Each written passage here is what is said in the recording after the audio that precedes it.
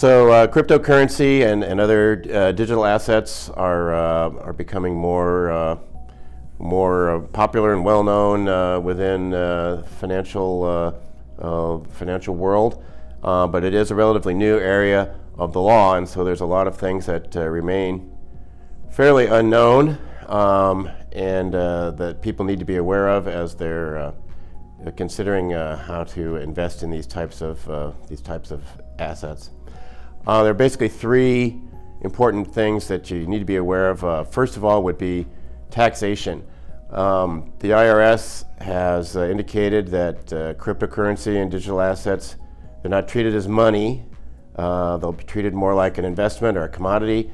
So when you do get gain from if you buy low and sell high, which is what people are hoping to do, that will be a taxable event. So you need to be aware that the IRS is going to keep track. They're going to ask you to report and to deal with that income on your tax returns.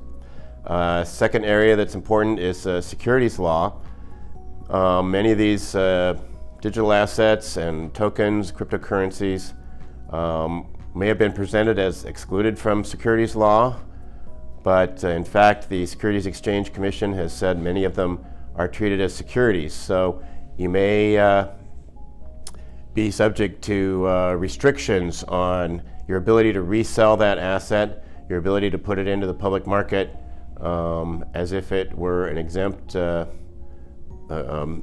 investment from the securities law is not necessarily the case. And so you need to definitely be aware when you're buying and selling about those possibilities. And the third main issue is the ownership. The way that these assets are designed in many ways is focused on anonymity, which people find attractive, but it also can raise questions of who actually owns, where is the custody of the digital asset, and obviously when you're dealing with an estate plan, what happens to a digital asset after death? How does it get transferred to your heirs?